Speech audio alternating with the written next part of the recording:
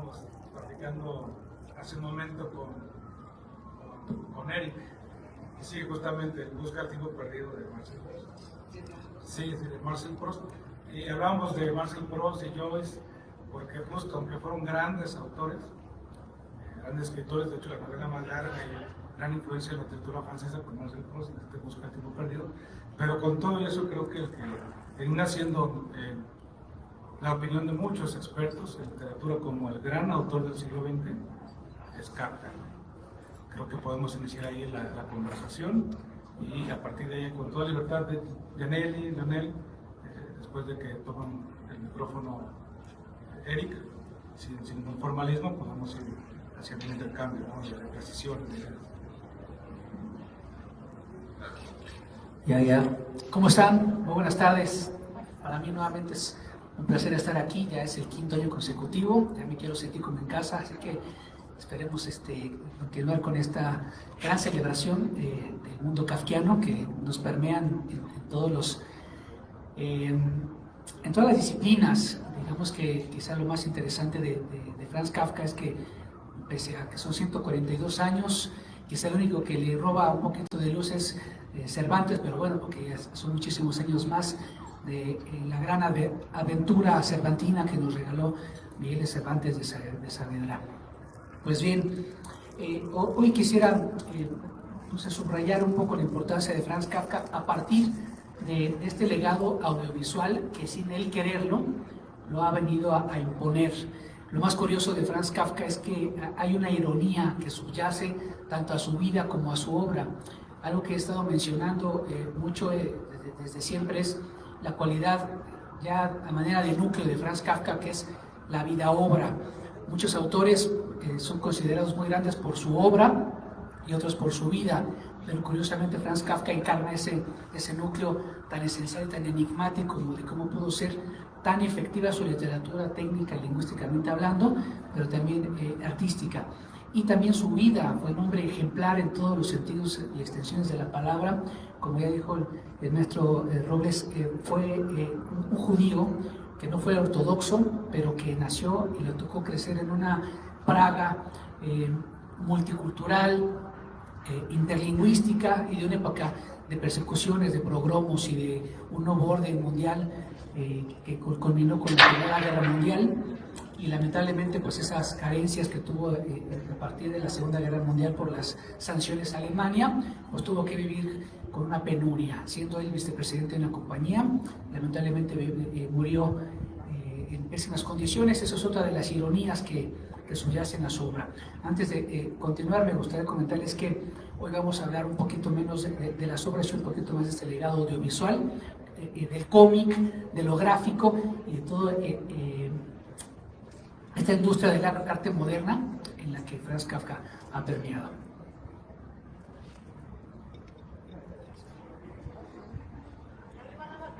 Hola, ¿qué tal? Muy buenas tardes. Muchísimas gracias por su presencia. Mi nombre es Janelle León. Bueno, aquí estoy con estos dos grandes escritores. Si pudieron escuchar, yo soy más de la parte más económico-administrativo, sin embargo, estoy muy interesada en la obra de Kafka. Y justamente, ¿me puedes pasar el libro? Me gustaría iniciar esta tertulia, esta charla, con algo muy importante antes de adentrarnos a ese laberinto de Kafka. Como diría el buen Eric Jaffe, leer a Kafka primero y antes que todo. Luego, si se quiere, acudir al debate que sobre cada uno de sus trabajos se ha gestado. Aquí me gustaría que fuéramos un público un poco más interactivo, más dinámico. Si ustedes pudieran definir en una sola palabra la obra de Kafka, ¿con qué palabra la definirían? Supongo que algunos de ustedes han leído algún libro de Kafka. Si no entero, quizás han escuchado de él, o ni siquiera lo han leído, han visto algún documental, alguna entrevista. Comencemos por Eric Jaffe. ¿Con qué palabra definirías la obra de Kafka?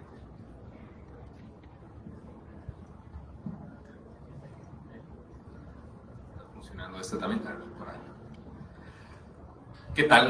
Muy buenas tardes. Pues muchísimas gracias por la invitación, Jaffe. Compañeros, de verdad es muy interesante retomar a uno de los personajes emblemáticos no solo de la literatura, sino también de la percepción social. Quiero comentarles que Kafka representa para mí también uno de los pilares de la interpretación del mundo moderno.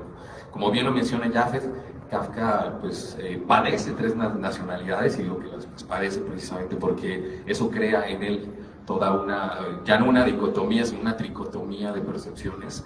Y él está muy consciente de lo que viene a partir de la Primera Guerra Mundial y a partir del desarrollo, o mejor dicho, del incremento de la velocidad de la segunda ola del capitalismo.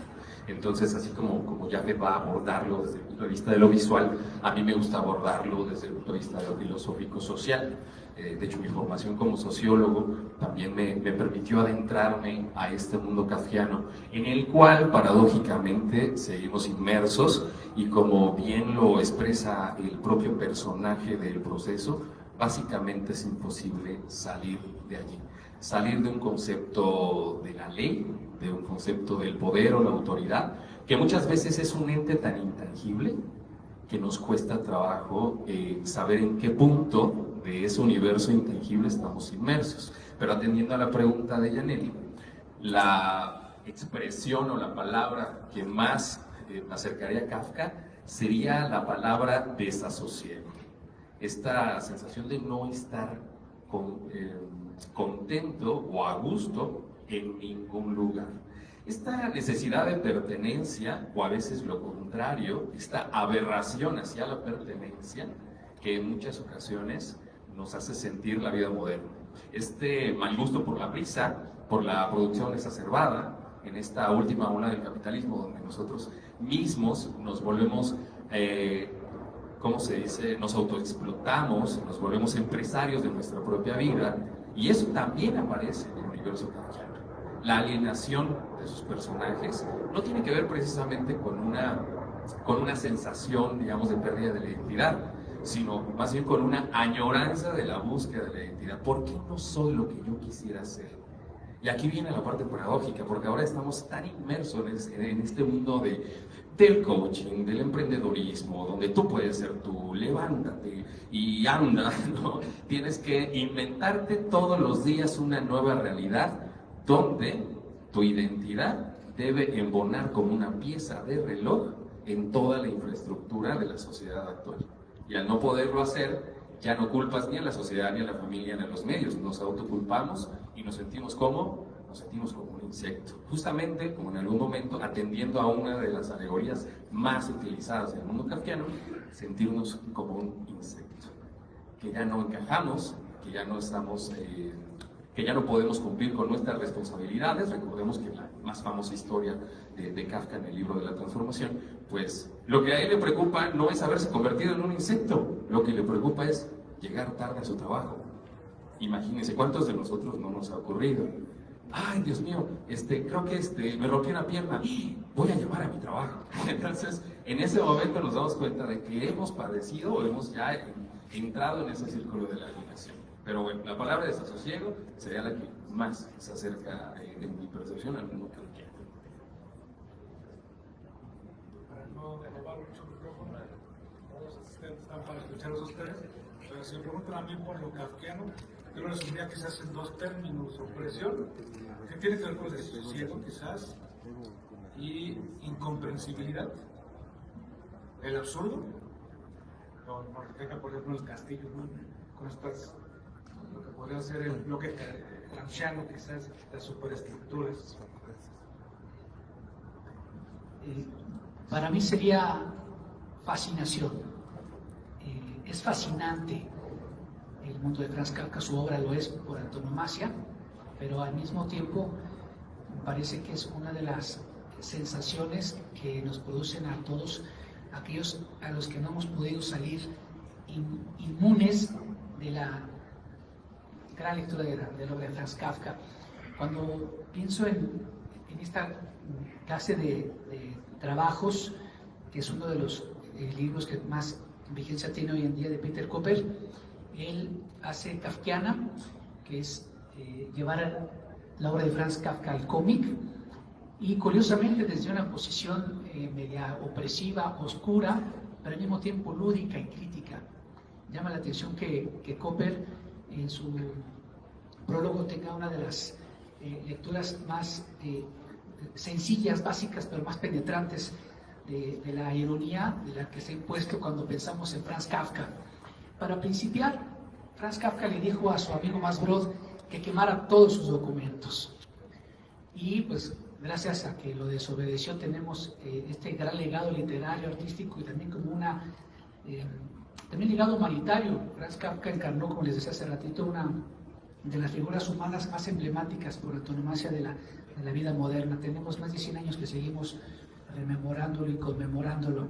Pues bien, justamente Peter Cooper inicia su introducción leyendo a Franz Kafka, que es lo que a mí me gustaría hacer. Te voy a leerlos un cuentito de lo más breve posible, pero dice él, parafraseando Franz Kafka: uno debe atreverse a bucear y hundirse en las profundidades, a fin de ascender de nuevo más tarde, riendo y luchando por respirar, a la hora doblemente iluminada superficie de las cosas.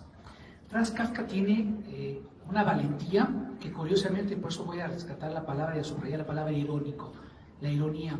Cada cosa que sea Franz Kafka parece que todos los críticos y lectores la tomaban al revés. Por ejemplo, Franz Kafka dicen que era temeroso y curiosamente no, era un hombre súper valiente que se atrevió a enfrentar todo lo de su época con muchísima fortaleza. Y paradigmáticamente era alguien que podía meter toda su cabeza en la oscuridad, en el miedo y en la podredumbre y sacar algo de ello. Esa es una de las cosas que quiero resaltar en este conversatorio y me parece fascinante, por eso que es una fascinación lo que a mí me deja Franz Kafka, es porque cada cosa que él vivió, en la dureza de su tiempo, él la transformó en literatura. Fue un alquimista, un transformador de su realidad. Cada cosa que le tocó vivir la transformó en algo. Y no solamente en obras literarias. Casi nadie sabe, pero Franz Kafka, antes de ser escritor, quiso ser dibujante. Vamos aquí a subrayar también la importancia de esta edición de Sexto Piso, que trae a cuento todas las ilustraciones que Franz Kafka, mayormente en su diario, dibujó, bocetó y también más o menos las rescató de su escritorio, que tenían que haber sido quemadas y destruidas. Nos encontramos que en estos dibujos vamos a ver pues, mucho del temperamento kafkiano, mucho también de su percepción artística y estética, de muchas de sus cualidades, de muchos de sus temores o de sus frustraciones. Va a ser un poquito complicado, pero intentémoslo. Y tiene, pues como todo autor, obviamente una, digamos, particularidad en sus técnicas, en todo su universo creativo, y logró hacer de su intimidad, de su soledad, de su melancolía y todas esas tendencias que los críticos vieron una y otra vez, una transformación en arte. Digamos que la vida de Franz Kafka fue artística por antonomasia, fue un transformador, fue un alquimista. Cuando pensamos en la metamorfosis, que es como comúnmente se le llamó al libro de la transformación, que digamos que es el término preciso, eso es lo que fue Franz Kafka, un transformador de su realidad. Incluso grandes de las obras más grandes de todos sus mentores, digamos Nietzsche, Dostoyevsky, Balzac, Flaubert, fueron transformadas después en obras maestras. Si leemos el proceso, como dice el maestro Trujillo, un gran escritor colombiano, dice que es un plagio del libro El Proceso. Se equivoca rotundamente, pero lo interesante es que sí, efectivamente hay atisbos de la obra dostoyevskiana, cómo la transforma Franz Kafka. Los miedos los transformaba en cuentos. Cualquier cosa, su trabajo burocrático lo transformaba en cuentos burocráticos. Fue un transformador, un alquimista. Esa es la relevancia de Franz Kafka. Y lo más interesante es que ese legado ahora nos dejó a grandes cineastas, dibujantes, grafiteros, gente que hace cómic y toda clase de diversificación gráfica. Hoy en día tienen como a un apóstol, a Franz Kafka. Gracias a eso tenemos muchísimas obras, tanto del cine, ni más ni menos que el creador de, según los críticos, la mejor película de toda la historia, que es El Ciudadano Kane de Orson Welles. Orson Welles hizo El Proceso. Steven Soderbergh hizo la biografía de Franz Kafka, y muchos otros grandes pintores, escultores, dibujantes, músicos. Franz Kafka hoy en día podemos decir que creó un nuevo orden audiovisual. Y me quedo con eso antes de darle la palabra a mis compañeros. Gracias, Jefe. Bueno, aquí me parece muy interesante y me gustaría comenzar a derribar el cliché que se tiene de Franz Kafka, de ser una persona ansiosa, tenebrosa. ¿Cuántas veces hemos escuchado esos adjetivos en este escritor? Y hay una frase que me gusta muchísimo de una escritora llamada Anais Nin, que dice: no vemos jamás las cosas tal cual son, las vemos tal cual somos. Para mí Kafka me parece una persona totalmente lo contrario a lo que varios autores escriben mucho de él. He visto libros, por ejemplo, portadas de cómo leer a Kafka en una hora.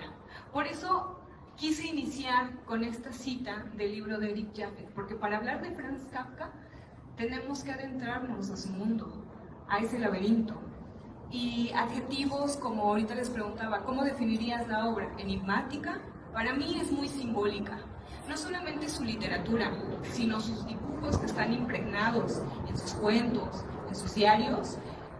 Vemos figuras también muy minimalistas, personajes encorvados, alargados, trazos.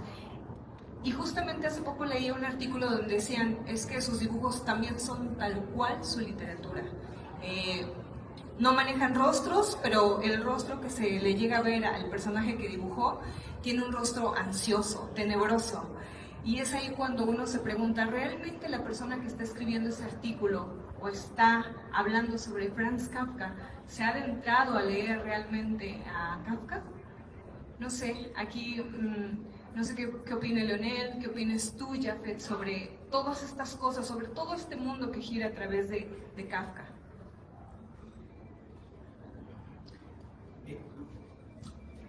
Si alguien gusta participar, sería también interesante abrir este conversatorio para eso, escuchar qué piensan ustedes, cómo ven, porque lo más interesante de, por ejemplo, el libro de Rompecabezas es que entrar en el mundo de Franz Kafka es verdaderamente súper amplísimo. Toda la clase de adjetivos que han dado todos los críticos, todos los lectores. Franz Kafka, lo decía hace rato, fue doctor en Derecho y muchos legajos jurídicos, tesinas, meten a textos como Ante la Ley, muchos otros textos en tesis universitarias de posgrado de un modo judicial, jurídico, legal, la burocracia, términos psicológicos, es un mundo multidisciplinario el que ha entrado Franz Kafka en su obra.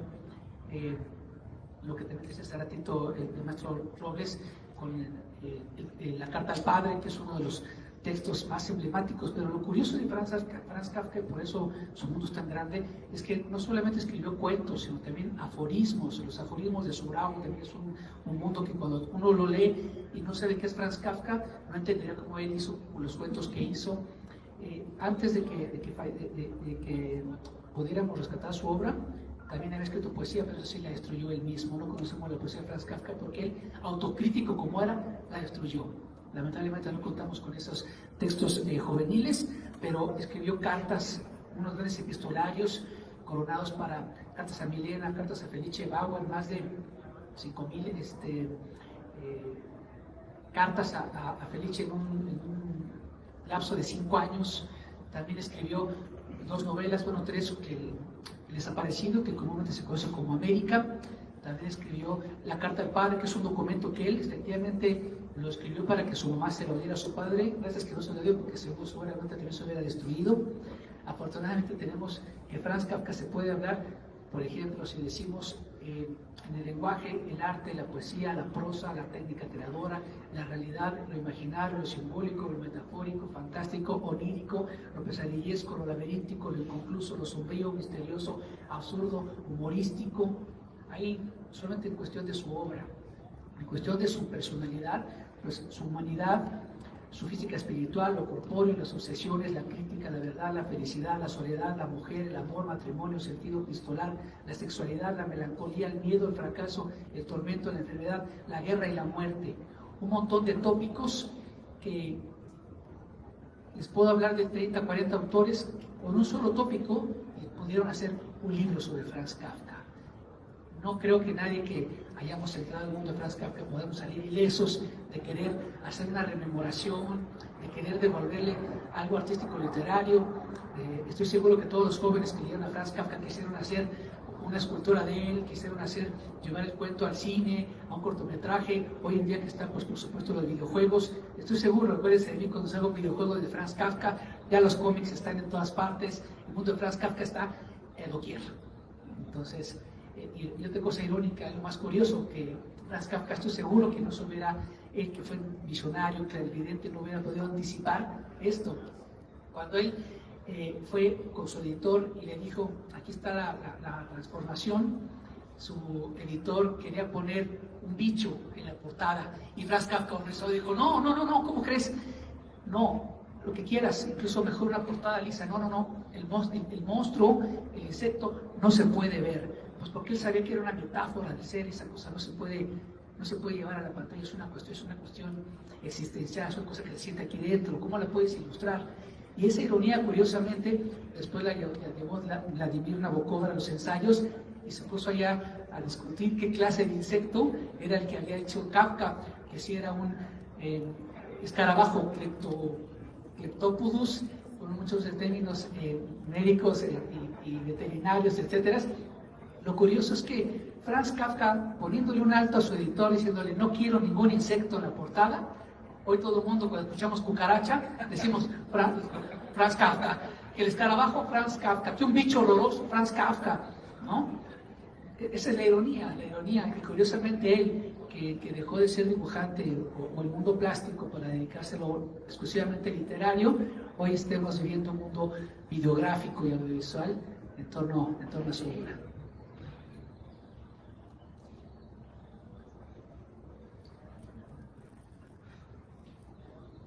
Como dijeron los alumnos, ¿cuál era la pregunta?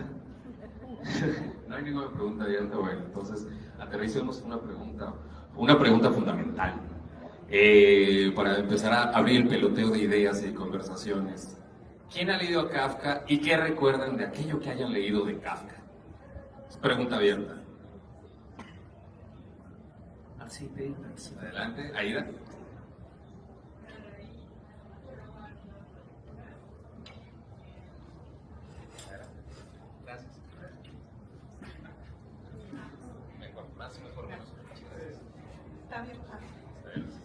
Bueno, lo que recuerdo, que fue también en la adolescencia, era la introspección. O sea, podía uno entender lo que fuera, pero sí había angustia, ¿no?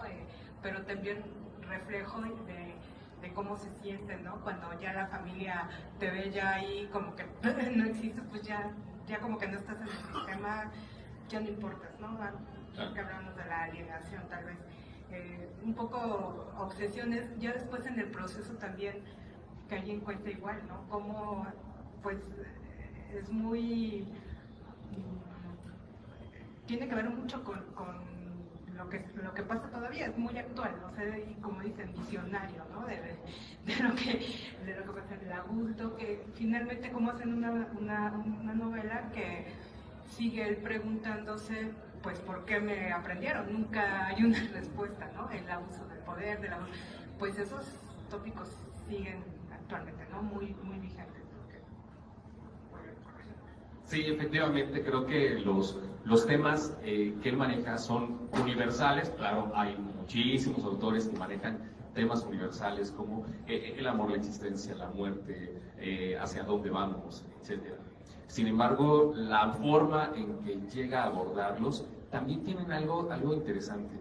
Como bien lo mencionaba Yaneli, perdón, hay algo que a veces se nos olvida. Hay un Kafka persona y un Kafka escritor que también tiene mucho humor en sus textos. Desafortunadamente, porque ahora estamos muy acostumbrados a que el humor tiene que ser primero, que no afecta a los demás, que no señale ciertas cosas, y ahí estaríamos olvidando una de los objetivos del humor. Ya decía Oscar Wilde, que si tú quieres decirle una verdad dolorosa a alguien, tienes que hacerlo reír primero. Es más, hasta en los cursos de mercadotecnia te dicen, ¿no? Para lidiar con un cliente rijoso tienes que hacerlo reír primero. Pero pareciera que Kafka invierte la ecuación, y él lo que hace es y hasta lo noté, ¿no? Si quieres más bien hacer reír, atrévete primero a mostrar esa parte cruda de la realidad. De hecho, en esa introducción del relato de la transformación, es sumamente jocoso pensar que alguien que se transforma en un insecto esté pensando en cómo le va a hacer para ir a trabajar. Actualmente se hacen memes de eso, ¿no? Yo he visto un meme de alguien que lo atropellan y dice, ay, por fin ya voy a tener una excusa para llegar tarde al trabajo, o sea, no faltar tarde al trabajo. Entonces parece que también hay una especie de humor sumamente oscuro que a veces se requiere de varias lecturas, pero además también eso es algo que es interesante para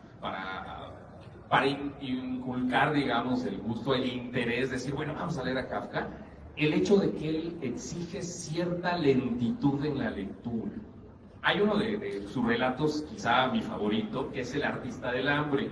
Y en El artista del hambre, el relato también empieza ahí, es un circo donde una persona, no es el hombre fuerte, no es la mujer barbada, es un hombre que ayuna.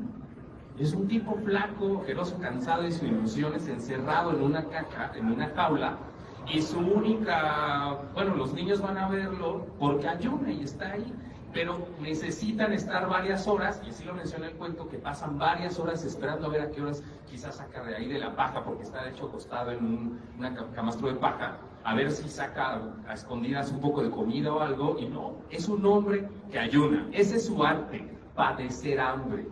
Y el texto habla de cómo hay que tener paciencia para apreciar a el artista del hambre.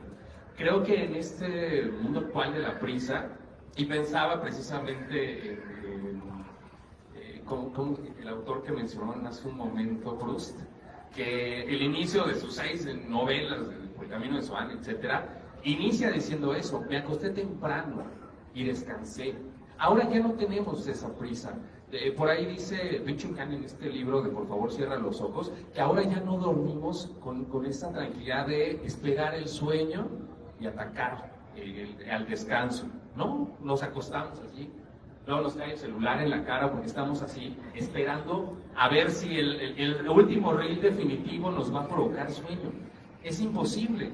Y dice Byung-Chul Han, dormimos como se duerme en una pierna, es decir, no dormimos, nos acalambramos, nos desmayamos de agotamiento para luego caer. ¿Y qué tendría que ver esto con Kafka? Precisamente con la necesidad de bajar la velocidad y de empezar a desarrollar la permanencia, estar detenidos un momento. Para leer a Kafka, considero, al menos en mi experiencia como lector de Kafka, es leerlo con mucho cuidado, para poder precisamente adentrarnos en ese humor tan oscuro. Yo no sé si conocí a Groucho Marx, pero seguramente hubieran sido grandes amigos por ese humor negro que tenía. Hablando del humorismo, me llama mucho la atención que, bueno, recorriendo la frase de Anaïs Nin que citó Yaneli, leemos no como es, sino como somos. El mismo Kafka, cuando leía sus textos a sus amigos, se desternillaba de risa. Entonces, esto habla de que él le parecían risibles, cómicos, las escenas que ponía ahí. En una carta a su prometida Felice Bauer, le narra cómo una tarde que le dieron un ascenso a vicepresidente de su compañía, estaba toda la sala muy solemne, nadie hacía ruido, todos muy silenciosos, y le dicen, usted caballero, pues ahora es vicepresidente de la compañía, y él justamente le pareció muy graciosa la situación de tanta solemnidad y se desternilló de risa, arrancó con carcajadas y no podía parar de reír. Fue por supuesto un momento muy incómodo para todos, pero cuando se lo platicó a Felice, le dice, para que veas que también soy un buen reidor. Entonces es curioso que el mismo Kafka leyera sus propios cuentos como textos cómicos o risibles. Si leemos los cuentos de Kafka como horribles, desopilantes, tenebrosos, quizás porque algo también nos está llamando, ¿no? Algo nos está diciendo por ahí. Pues es bien importante que cuando entremos a la lectura de Franz Kafka lo hagamos primero de una manera inconsciente, es decir, dejándonos ir, fluir con la lectura. Y la otra, una relectura más lúcida, más crítica, para observar ahí, la verdad, este hemisferio bidimensional que tenía Franz Kafka para encarnarlo todo. Voy a leerles rápidamente este textito que se llama Renuncia, y les voy a pasar el gráfico para lo que vean, y lo que hace Sergio Leonel. En este detenimiento, en esta lentitud de la lectura puede transformar cada línea en algo risible, en algo tenebroso, en algo laberíntico. Al final del cuento nos quedamos en una situación inquietante, perturbadora, y a mí me despierta fascinación. El texto se llama Renuncia. Dice: a primera hora de la mañana las calles estaban limpias y vacías mientras me dirigía a la estación. Al cotejar el reloj de la iglesia con el mío, descubrí que era mucho más tarde de lo que pensaba y tuve que apresurarme.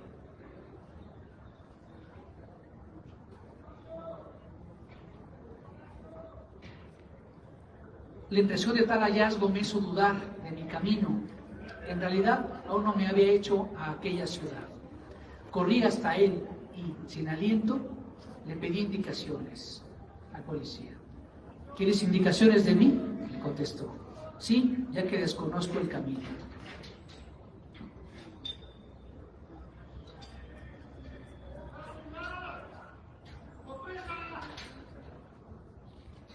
Renuncia, renuncia, dijo. Luego se alejó como un hombre que quiere estar a solas con su risa.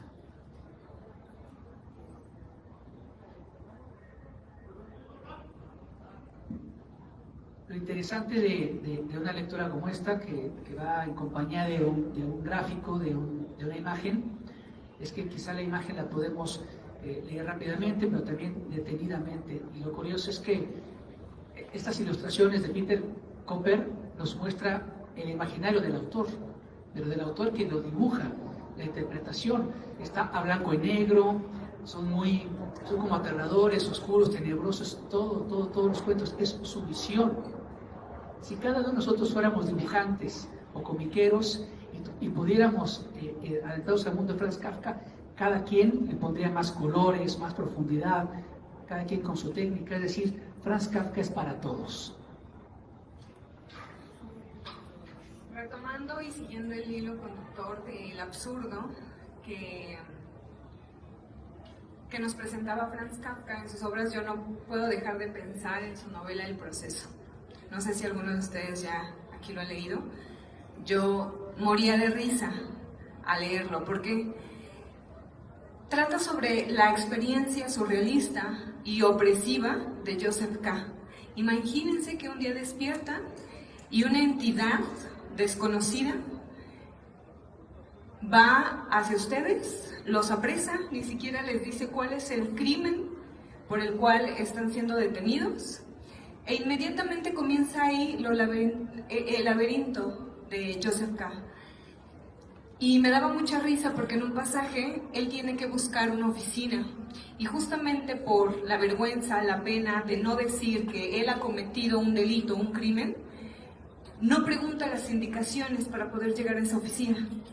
Y es ahí cuando se empieza a perder por este laberinto y ahí recae el absurdo. Pasa por tantas cosas, conoce a mucha gente que nunca da con esa oficina. Y realmente es el absurdo de saber, estoy buscando una oficina por un crimen que se me está adjudicando y ni siquiera conozco ese crimen. Seguramente quien lee esta novela del Proceso, a primera vista dirá, puede ser opresiva, pero hay mucho humor dentro de esa obra. O no sé qué piensas tú, Jaffe.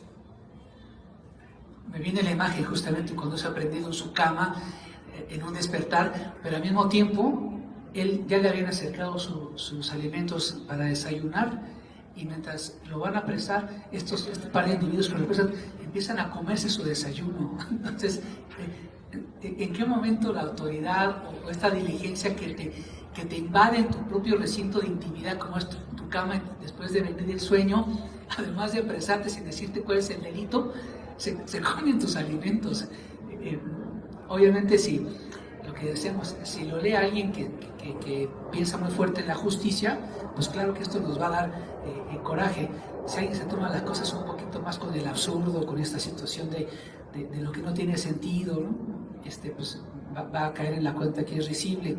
Al final, esos mismos dos tipos que lo apresan son los dos tipos que lo llevan a una piedra y le encajan el cuchillo y lo matan como a un perro. Entonces, el final puede ser también muy drástico, pero también depende de qué sentido le hayamos dado a toda la lectura. Por supuesto, muy recomendable el proceso. Fíjate que a mí me parece que es un momento muy pertinente también para abordar el tema precisamente de lo kafkiano, porque con el paso del tiempo el término termina por absorber a la obra misma y al escritor, a la persona y al personaje que es Kafka. Entonces es muy complicado cómo a través del tiempo se ha ido pasando por muchísimos filtros el término de lo kafkiano. Recuerdo alguna vez a este filósofo tan famoso, Slavoj Žižek, comentar sobre cómo lo kafkiano puede ser entre lo absurdo, lo existencial, situaciones sumamente administrativas que rayan en lo absurdo, y pone como ejemplo a una persona que en los años 80 o 90 en Texas pues le van a aplicar la inyección letal y resulta que por una cuestión administrativa no llegó la inyección letal, y entonces alguien le dice pues al verdugo: oye, pero hay unas inyecciones que quedaron ahí. No, lo dice el reglamento. La inyección tiene, o sea, la inyección letal tiene que estar limpia. ¿Qué tal que se infecta o algo? Entonces, imagínense hasta dónde puede llegar de repente el absurdo de una situación, y esto fue real. Bueno, Slavoj Žižek dice que fue real, que lo aplazan 2 o 3 días más y le dan 2 o 3 días más de vida solo porque no había llegado a la cárcel una jeringa desinfectada y en su sobrecito. ¿Cómo iban a asesinar y cómo iban a cumplir la ley con una jeringa sucia? Y eso podría interpretarse como algo kafkiano. Otro de sus cuentos también muy famosos, no recuerdo bien esa historia, Jafet, a ver si me ayudas a recordarla, un suceso cotidiano. ¿Recuerdas esta historia de Juanito Godínez, que se llama A, tiene una cita con B, y dice: pues voy a tomar el tren, me va a tomar 10 minutos, y me parece que le toma 25. Cuando llega a la oficina le dice: no, ve, ya se fue, dijo que como te tardaste, pues que iba a tu casa. Uy, pues va allá a ver a B, le dicen lo mismo, ¿no? No, estuvo aquí un rato, pero pues ya se regresó a la oficina, y va a corretear a ver de nuevo a la oficina, y no lo encuentra, y le dicen: pues aquí les dijimos que estabas, pero pues como dijiste que ibas a tu casa, te fue otra vez a la casa. Y en lo último, él llega a la casa y le dicen: ve, se acaba de ir, y se voltea y se da cuenta de que hay alguien que está cerrando la puerta, no sé si del vecindario de su casa. Él se tropieza, se luxa un tobillo y lo único que ve es a B cerrando la puerta. Esto puede parecer una historia muy cotidiana, pero ¿cuántas veces no nos ha ocurrido? Ya no de manera física, sino con las llamadas. Ay, me entró una llamada, bueno, ahorita le marco. Y luego le marcas al otro y ya no te contesta. Y luego el otro te dice: oye, ahorita te marco en 5 minutos. Y después hay un peloteo de 2 o 3 horas en las que no hay comunicación. De hecho, ese cuento en lo personal a mí me parece muy jocoso, evidentemente por el estilo que tiene Kafka para contar estos sucesos cotidianos, de cómo a veces podemos pelotear la información y la manera de comunicarnos se ve entorpecida por un suceso cotidiano como llegar tarde a un lugar.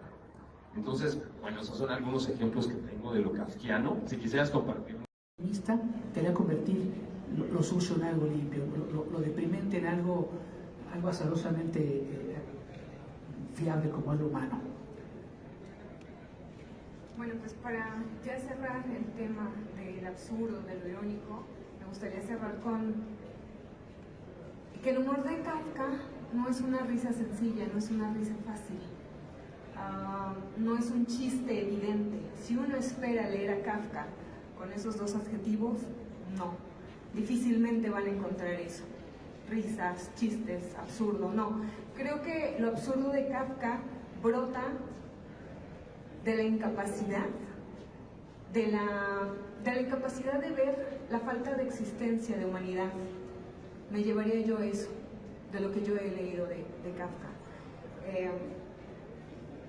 Se ríe del absurdo cuando ya no queda otra opción. ¿Y cuántas veces no nos ha pasado eso? ¿Cuántas veces no nos hemos sentido en una situación tan absurda que en vez de llegar al humor, de reírnos, todavía lo complicamos más y pareciera que se enredan más los cables? Eso es lo que yo veo en el momento en que me siento a leer a Kafka. Veo cómo se enredan los cables, pero finamente sale airoso el personaje si es que uno sabe observar la transformación, sabe observar o sabe leer la metáfora que va dejando Kafka en cada uno de sus cuentos, en cada uno de sus personajes, porque importante decir, cada vez que yo leo a Kafka, no solamente es el personaje principal, sino cada uno de sus personajes juega un papel crucial dentro de la obra en la que tú te vuelves inmerso. Recordamos el cuento del buitre, de un hombre que está ahí parado y empieza a recibir picotazos aéreos de un buitre. Entonces él ya está a punto de caer, de ceder al ataque, y se acerca una persona y le dice, bueno, ¿por qué te dejas? ¿Por qué no huyes? No, es que pues, no tengo con qué defenderme. Dice, bueno, yo tengo una escopeta en casa. Y dice, sí, tráemela, por favor. Y entonces este sujeto va a por la escopeta a su casa, y el que está sufriendo las heridas piensa y le dice, pero no tardes, porque no sé cuánto tiempo vaya yo a aguantar. Y entonces uno dice, bueno, pero ¿cómo te quedas ahí parado? Hay muchas formas de eludir a un buitre. Hoy en día sabemos que si un animal nos ataca, especialmente un pájaro, pues nos bastarán algunos manoteos, alguna cosa para sacarnos. Entonces, este absurdo es sin sentido, es más existencial, es una transformación de un sentimiento en una obra literaria. Y hay para quien puede sonar aterrador y también para quien puede sonar humorístico. Para mí es absurdo, dice algo de la condición humana. Bien, antes que nada, no sé si cerramos la televisión. ¿Cómo andamos de tiempo? Bien. Bueno, pues no quería perderme precisamente sobre esta idea de la ley. La historia de la ley me parece que encierra muy bien lo que podríamos entender de Kafka como una especie de torbellino silencioso. Y esto lo leo rápidamente. En esta historia, un campesino se planta frente a las puertas de la ley y un guardián le dice que por el momento no puede entrar. El campesino se siente a esperar el momento en que el guardia le permita pasar por las puertas de la ley. Y así pasan muchos años. Los guardias cambian, se hacen viejos y cada cierto tiempo ponen a un guardia más joven. El campesino, que ya no le queda mucha vida, antes de morir le hace una seña al nuevo guardia para que se aproxime. El guardián se ve obligado a inclinarse para escuchar al anciano. ¿Qué quieres saber ahora?, le pregunta el guardián. Todos buscan la ley, dice el campesino. ¿Cómo es que todos los años que llevo aquí, nadie más que yo ha solicitado permiso para entrar por las puertas de la ley? El guardián comprende que el hombre está a punto de morir y le grita al oído, porque sus oídos ya están muy delimitados. Nadie más podía entrar por aquí, porque esta entrada estaba destinada solamente para ti, y ahora voy a cerrarla. Así termina ese cuento, y se los comento porque fue el primer cuento que leí Kafka, que me cimbró a los 14, 15 años. Y quizá por eso jamás volví a leerlo, básicamente pasado 30 años, agobiado por Kafka, porque en ese momento entendí que al menos para mí, Kafka representaba la ley, y no ha pasado ni un momento de la vida en que yo no esté sentado a las afueras de su obra, esperando ese permiso para entrar en ella, pero quizá ya sea demasiado tarde. La verdad es que no lo sé. Para mí sigue siendo un misterio. No trato de encontrar respuestas, sino trato de sumergirme en el torbellino silencioso que suele ser Kafka. Porque de muchas formas en nuestra vida moderna vivimos de hecho en medio de este torbellino silencioso. Esperamos tranquilos a que la ley o el sistema nos diga qué o cómo hacer las cosas, cuando dentro vivimos en medio de un torbellino. Lo cual me recuerda también a otro autor sumamente kafkiano, y con esto termino, quien escribió en un texto maravilloso que se llama Los Ángeles Reaccionarios, Michel Cioran, decía, somos arrastrados por un torbellino que se remonta a la aurora de los tiempos, pero si ese torbellino adquiere la condición de normalidad, es solamente para arrastrarnos mejor. Y creo que Kafka es ese torbellino silencioso que a través de sus páginas nos va arrastrando hacia ese universo tan caótico, pero a la vez tan enriquecedor, y del cual yo me encantaría recomendárselos, y que en algún momento de tristeza o de paz o de tranquilidad puedan sumergirse en él. De verdad les agradezco mucho su tiempo y me encantaría de verdad que en algún momento podamos disgregar y charlar también sobre este torbellino que es Kafka. Adelante, por favor. Con pregunta, comentario, ¿no? Digo, hace mucho que leí a Kafka, no he leído últimamente, pero la época en que se da es la época entre guerras, entre la Primera y Segunda Guerra Mundial, ¿no? En Checoslovaquia, que es en Alemania, está descomponiendo. O sea, es un momento también histórico, geográfico y histórico determinado, donde ese surrealismo sale como una respuesta también a todo eso, ¿no? Entonces, no sé ustedes cómo ven en la obra de Kafka. Bueno, uno recuerda El insecto, pero no sé si ustedes pueden nombrar algunas otras obras donde sea una forma de escape eso que estaba sucediendo en Europa, ¿no? Y que lo vemos por ejemplo, yo siempre me acuerdo de la película esa de Ingrid Bergman, El huevo y la serpiente, que saca como las condiciones que se impusieron a Alemania fueron el huevo que dio origen a la serpiente, que fue el nacionalsocialismo, ¿no? Entonces no sé si algo de eso también se refleja en la obra de Kafka, sería la pregunta. Sí, claro, y me parece que uno de los cuentos más curiosamente intrínsecos para reflejar eso sería La madriguera. Habla de una especie de roedor que también se hizo debate que si era un topo, era un ratón, etcétera, etcétera. Es un roedor que cava túneles para hacer su madriguera, una especie de guarida, porque pues obviamente lo que quiere es una ruta de escape, como bien comentas. Eso fue una época muy opresiva y al mismo tiempo ahorita me hace recordar también la parte de informe para una academia. En esa es un mono que lo están adiestrando y se vuelve tan humano y su percepción y su inteligencia es tan lúcida que resulta científicamente muy admirable. Y él dice, esta frase que me parece lapidaria, dice él que él no buscaba el éxito, él no buscaba la aprobación, él no buscaba lo que muchos buscamos, él lo único que buscaba era una salida. Y al parecer esa fue como una especie de testamento kafkiano para leer su obra. Él lo único que quería era una salida, ¿no? Es decir, para todas estas sensaciones, emociones en las que él transformaba sus obras, pues eran muy fuertes en esa época que ya comenté que era multilingüe, pluricultural, donde las conversiones de judíos y persecuciones, todo eso era abrumador. Además él tuvo un papá tiránico, un papá que lo abrumaba con muchísimas peticiones, compromisos.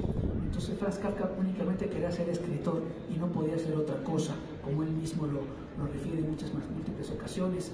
Entonces, en ese cuento de La madriguera, lo que él quiere es perfeccionar sus túneles para que no pueda haber una admisión enemiga, para que no pueda haber una invasión. Él quiere mantener su privacidad, su seguridad. Eso también es un reflejo de varias veces que lo vemos en sus cartas, en sus diarios, en varios textos. Él lo que más le perturba es la intromisión, la interrupción. Cuando leemos La condena, es un cuento que escribió entre el 11 y 12 de septiembre de 1911. Él escribe este cuento en un lapso de 8 horas. Él pensaba que era la forma más idónea y la única posible para escribir un texto, una historia, es decir, sin parar. Cuenta él que al amanecer, de las 10 de la mañana a las 6 de la mañana, él salió de ese trance. Cuenta él que lo que quería escribir una batalla. Salió otra cosa, salieron todo lo que tenía que sacar, una salida, ¿no? Él buscaba entonces una salida a todo lo que quería decir. Escribió en La condena, salieron ahí todos los tópicos con los que se ha reflejado su obra, que es el amor, la sexualidad, su padre y muchos otros tópicos. Lo interesante de esta historia y otras es que él dice que la interrupción o la invasión, la intromisión es algo que a él le perturba como escritor y como persona. Él lo único que quería era escribir y por eso también se minó mucho su salud, porque tenía que decantarse entre el trabajo, la oficina, la familia, el compromiso. También se comprometió matrimonialmente. Entonces la única manera que pudo hacerlo es tomar siestas en la tarde para poder escribir en la madrugada. Todo esto pues, fue en detrimento de su salud, pero afortunadamente él logró con varias de sus historias demostrar que había encontrado una salida. Así es.